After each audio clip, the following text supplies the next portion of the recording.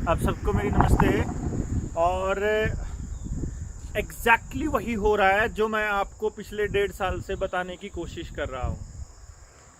बहुत बार मैंने आपको ऐसा बोला कि इन लोगों ने जो लाल डोरा तोड़ा था उसका एकमात्र मकसद था आपकी ज़मीनों को अपने नाम करके उसके बाद नीलाम करना, उसको बेचना।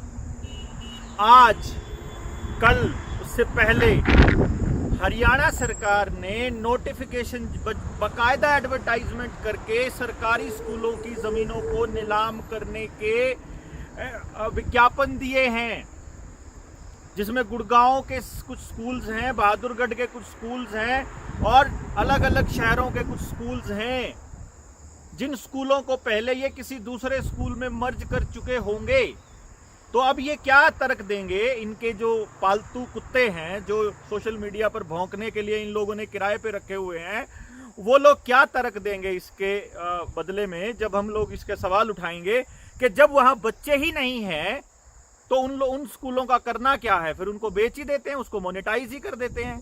स्कूल चलाना सरकार का काम थोड़ी ना है ना? क्योंकि स्कूल तो प्रॉफिट तो वहां से आता नहीं है, वहां तो खर्चा होता है और उससे देश की जनता सीख जाती है, उससे हमारे बच्चे पढ़ लिख जाते हैं तो कल को बोलने लायक हो जाते हैं। आज ये किसान बिल, अगर कृषि के बिल और इनके ये काले कानून और ये पूरा गेम समझ में नहीं आता तो शायद हम कभी समझा ही ना पाते। अब जितने डॉक्यूमेंट देखते हो आप, जितने कागजात देखते हो, वो सारे के सारे अंग्रेजी में छपे हुए हैं। अब गांव का गरीब आदमी अंग्रेजी में कैसे पढ़े? उसको तो हिंदी पढ़ने में भी दिक्कत है। और हमारे देश के अंदर तो जो 80% से ज्यादा किसान तो वो है जो 2.25 एकड़ की जमीन से कम के जमींदार हैं, या ये कह लीजिए किसान हैं। और 2.25 एकड़ की जमीन से कम के किसान है, वो तो एक अलग बात हो गई। साथ में एक दूसरी बात हो गई कि वो लोग 10वीं पास भी नहीं है, तो वो उन अंतरराष्ट्रीय षड्यंत्रों को कैसे समझेंगे जिनके बारे में थोड़ी थोड़ी इंफॉर्मेशन है आपके पास।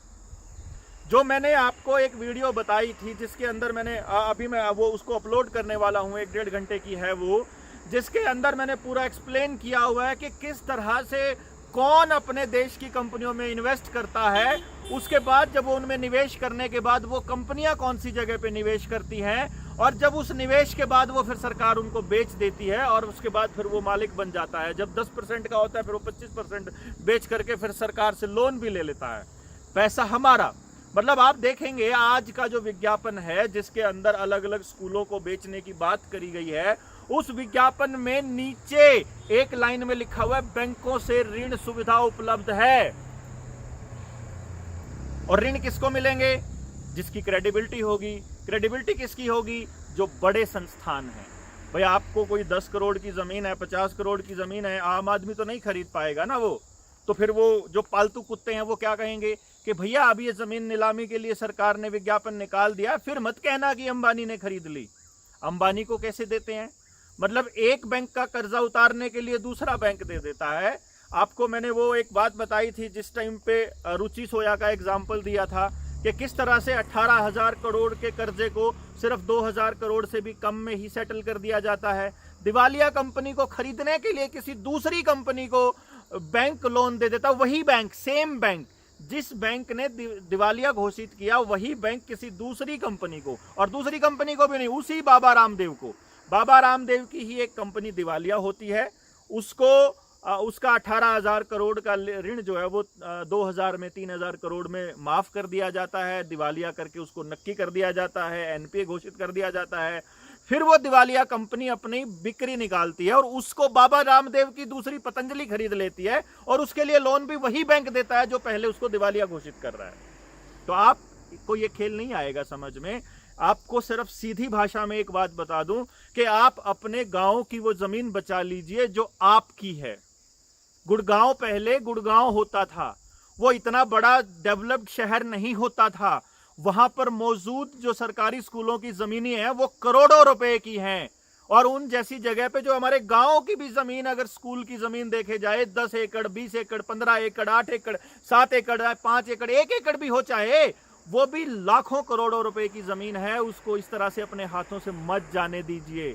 वो आपकी जमीनें हैं, आपके पुरखों की जमीनें हैं। आपके पुरखों ने ये सोच करके वो जमीनें दी थी, कहीं दान दी थी, कभी पंचायत ने दान दी थी कि हमारे बच्चे पढ़ लिख करके यहीं पर पढ़ लिख के हम लोग अपने बच्चों के लिए एक बेहतर समाज बनाएंगे। और हम उन जमीनों को नीलाम होते हुए अपनी आंखों से देख रहे हैं, बल्कि उसमें हिस्सेदारी दे रहे हैं।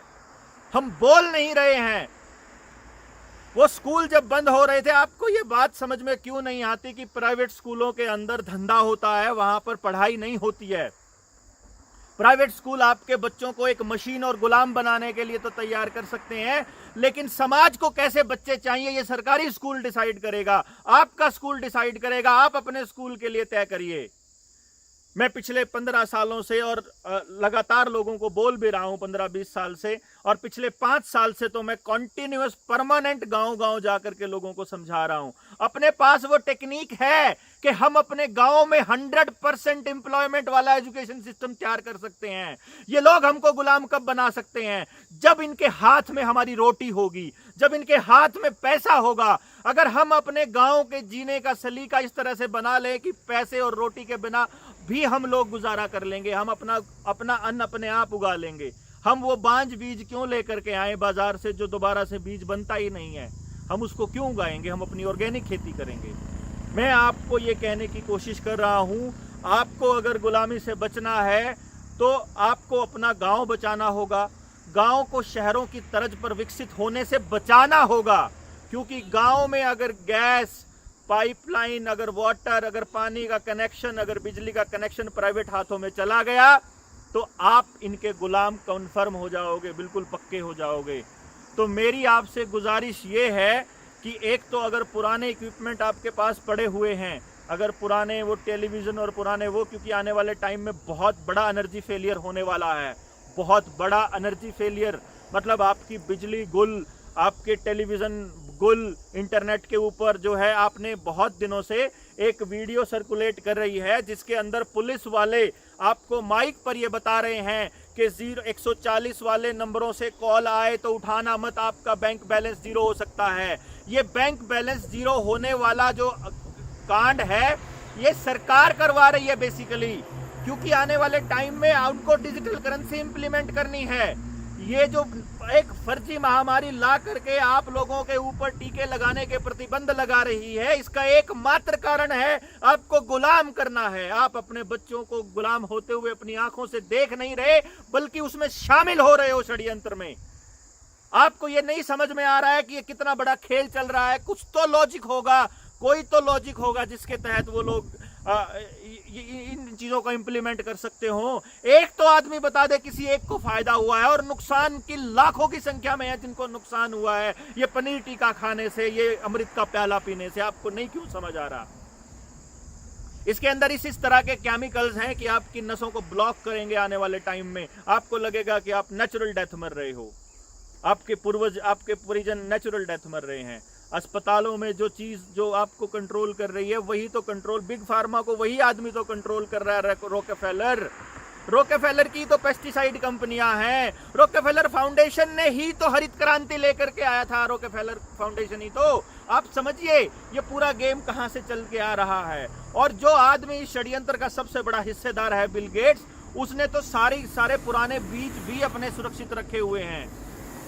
और हम लोगों के पास अपने इतिहास को संजो कर रखने वाला कुछ भी नहीं है। उल्टा हम अपने स्कूलों को इनके हवाले कर रहे हैं, उल्टा हम अपनी सरकारी जमीनों को इनके हवाले कर रहे हैं। बिजली के संयंत्र प्राइवेट हो जाएंगे, गैस के सारे संयंत्र प्राइवेट हो जाएंगे, पेट्रोलियम प्राइवेट हो जाएगा। तो प्राइवेट हाथों में देने का मतलब क्या है समझते हैं? पेट्रोलियम देने का हाथ, इसका मतलब है कि उसको इतना महंगा कर दिया जाएगा कि आपको मजबूरन पेट्रोल, डीजल और इस तरह की एक्टिविटीज छोड़नी ही पड़ेंगी। और जब आप इन एक्टिविटीज को छोड़ेंगे तो आपको इनके उस रास्ते पर चलना पड़ेगा जिस पर ये चलाना चाहते हैं आपको। यानी कि ये कह लीजिए कि आपको अगर सोलर एनर्जी के जिस तरह से अडानी के प्रोजेक्ट हैं, अभी अंबानी का बहुत फ़ायदा कर दिया इन लोगों ने। अंबानी ने फ्यूचर ग्रुप भी खरीद लिया। अंबानी के लिए हमारे खट्टर साहब तो बाकायदा हर हित स्टोर बना रहे हैं। वो ये कह रहे हैं कि गांव के लोगों को रोजगार मिलेगा। रोजगार नहीं मिलेगा भैया, आप लोग गुलामी की तरफ जा रहे हो। वहां पर उन्हीं मल्टीनेशनल कंपनियों के ब्रांड बिकेंगे, वहां पर वही चीजें बिकेंगी जैसी आपकी कल्चर डेवलप कर रहे हैं, जैसा आपकी संस्कृति को ये खराब कर रहे हैं। आपको जहर परोसा जाएगा, आपको डिब्बा बंद खाना दिया जाएगा। आप जो अपने घरों के अंदर, जो आप गांव के अंदर साफ स्वस्थ खाना खाते हैं, जो अपनी कल्चर है, जिस तरह से हम अपने घर का बना हुआ खाना खाते हैं, ये आपको पेस्टिसाइड वाला डिब्बा बंद खाना खाने के लिए और बर्गर, पिज्जा, कबाड़ा खाने के लिए उकसाएंगे। आपको प्रोसेस्ड फूड, अभी प्रोसेसिंग की यूनिट लगने जा रही है, लगी हुई है ऑलरेडी, आपके लिए प्रोसेस्ड खाना आया करेगा कि आपको जो निकम्मा बनाया है बकायदा, उस निकम्मेपन का फायदा उठाने के लिए, उसके लिए ये आपको ऐसा खाना देंगे कि भाई ये आपका ऑर्गेनिक सरसों का साग है, इसको तवे पे डालो और फ्राई करो और हो गया तैयार। इसी तरह से ये रोटी है बनी बनाई, इसको गर्म करो और रोटी को खा लो तवे पे। तो ये खेल होने वाला है। सबसे इम्पोर्टेंट, सबसे ज़रूरी चीज़ ये है, आप अपने स्कूलों की ज़मीनों को बचाइए। हर ग्राम पंचायत, हर नगर पालिका के चेयरमैन के आगे, उसके प्रधान के आगे पहुंच जाइए अपना रेजोल्यूशन लेकर के कि हम लोग आए हैं और हमारा भी कोई ज़मीन नहीं बिकेगी, हम कुछ भी नहीं बेचेंगे। ये ज़मीनें बिक गई तो आपके बच्चे गुलाम हैं। ये स्कूल बंद करने के पीछे लॉजिक यही कर रखा है इन लोगों ने कि इन स्कूलों के लिए आवाज़ उठाने वाला कोई नहीं बचेगा, तो पीछे से ये कब्जा कर लेंगे। आप लोग समझ नहीं रहे हैं, आपकी पूरी की पूरी पीढ़ी को ख़त्म करने का खेल है ये। हर 100 साल में खेला जाता है ये। 2021 में खेला गया था, 1921 में, 1918 में भी खेला गया था, 1818 में भी खेला गया था, 1720 के आसपास भी खेला गया था। और क्योंकि एक पीढ़ी जब कुछ काम करती है तो अगली पीढ़ी उसको नहीं लेके जा पाती है। अब हम जो बात आज बोल रहे हैं, ये वाली बातें को कौन सुनेगा आने वाले 50 साल के बाद? तो उस पीढ़ी को ये पता ही नहीं होगा कि तुम लोगों को किस तरह से गुलाम बनाया उन लोगों ने। तो आप अपने डॉक्यूमेंट तैयार करने शुरू कीजिए, टोल प्लाजाज पे अनाउंसमेंट कर दीजिए, किसान आंदोलन में अनाउंसमेंट कर दीजिए। कंप्लीट बहिष्कार की जरूरत है आज के दौर में, कंप्लीट बहिष्कार, पूर्ण बहिष्कार। ये समझिए कि आपको ये अनाउंस करना पड़ेगा, आपको ये घोषणा करनी पड़ेगी कि ना ही तो कोई प्राइवेट कंपनियों के उत्पाद खरीदेगा, ना ही इनको कोई अपना सामान बेचेगा, ना ही इनके स्टोर खुलने देंगे, ना ही सरकार के किसी नई योजना को इम्प्लीमेंट होने देंगे। सरकार की योजनाएं, सारी योजनाएं, चाहे ये टीका लगाने वाली हैं, चाहे दूसरी हैं, ये सारी की सारी इस तरफ लेके जा रही हैं कि आप लोगों को गुलाम किस तरह से बनाया जाए और आपके दिमाग को कंट्रोल कैसे किया जाए। माइंड कंट्रोल इससे हो रहा है, कंप्यूटर से, मोबाइल से, जो आप देख रहे हैं लगातार। मैं तो नहीं कहता हूं कि आप इसके ऊपर बैठे रहिए, मैं ये कहता हूं कि आप अपने गांव में सभाएं आयोजित कीजिए, वहां बात करते हैं। सड़क पर उतरना होगा, आपको अपने बच्चों की जिंदगियां बचानी है तो स्कूल वाले अब आपके ऊपर प्रेशराइज करना, आपके ऊपर दबाव डालना शुरू करेंगे कि आपने अगर पनीर टीका नहीं लिया, उसका सर्टिफिकेट नहीं है, तो आपको स्कूल में नहीं घुसने देंगे। बहुत से लोग कह रहे हैं कि हम फर्जी सर्टिफिकेट बना ले बिना। नहीं, आने वाले टाइम में आपको स्कैन किया जाएगा और ये देखा जाएगा कि आपके पास जो सर्टिफिकेट है, आपकी बॉडी में वो मटेरियल है कि नहीं। अगर नहीं है तो आपको फिर अंदर करेंगे फौजरी में, आप फ्रॉड का केस भी लगा देंगे और आपको जेल भी डालेंगे। जो CAA की जेल बनी हुई है, जो NRC जो लाया गया था, वो सिर्फ और सिर्फ देश के अंदर नफरत को बढ़ाने के लिए, लोगों के बीच दूरी बढ़ाने के लिए, और CAA और NRC की आड़ में जो उन लोगों ने जेल बनाई थी, वो हम जैसे लोगों के लिए है, वो उन लोगों के लिए है जो लोग बोल रहे हैं सरकारों के खिलाफ। अगर सरकारों के खिलाफ इतना खतरा महसूस करते हुए भी अगर हम बोल रहे हैं, तो आप समझिए कि ये क्या खेल है। ये अगर इतना आसान होता और इतना समझना इतना इजी होता तो हम लोगों को नहीं आना होता। हमें मालूम है गांव का आदमी इतना भोला है, या कह लीजिए कि वो उसने बाहर दुनिया नहीं देखी है, वो इस षड्यंत्र को नहीं समझ पाएगा। मोटे मोटे तौर पे इतना समझ लीजिए कि ज़मीन बेच करके गाड़ी लेने वाला काम हो रहा है, तो आपकी औलाद वो निकम्मी है या कैसी है। आपने ये यकीन दिला दिया पूरी दुनिया को कि सरकारें नौकर होती हैं और हम मालिक होते हैं। मालिक को जागना होगा, मालिक को बताना होगा कि हम अपना मुंह नहीं ढकेंगे, मालिक को बताना होगा कि हमारी मर्जी के बिना हमारे अंदर कोई चीज़ नहीं जा सकती। आप कोई पनीर टीका धक्के से नहीं डाल सकते हमारे अंदर। आपको ये बताना होगा कि हमारी मर्जी होगी, हम लेना चाहें तो। सेंटर गांव के अंदर नहीं होंगे। अगर आपको लगवाना है किसी को तो वहां जाके लगवा करके आइए, और किसी दफ्तर में, किसी कार्यालय में कहीं पर एंट्री से पहले कोई सर्टिफिकेट अनिवार्य नहीं होगा। हम आज़ाद देश के नागरिक हैं, और इस बात पर आप टीबी के मरीजों को नहीं रोकते हैं, आप जो इतनी संक्रमण वाली दूसरी बीमारियां हैं उनको नहीं रोकते हैं, एक सिंपल सीजनल फ्लू वाली बीमारी को रोकते हैं। मैं आपको बता देता हूं, कनाडा के प्रांत के अंदर एक प्रांत में कानूनी लड़ाई लड़ करके इसको सीजनल फ्लू घोषित कर दिया गया है। नॉर्वे में सीजनल फ्लू घोषित कर दिया, स्वीडन में सीजनल फ्लू घोषित कर दिया।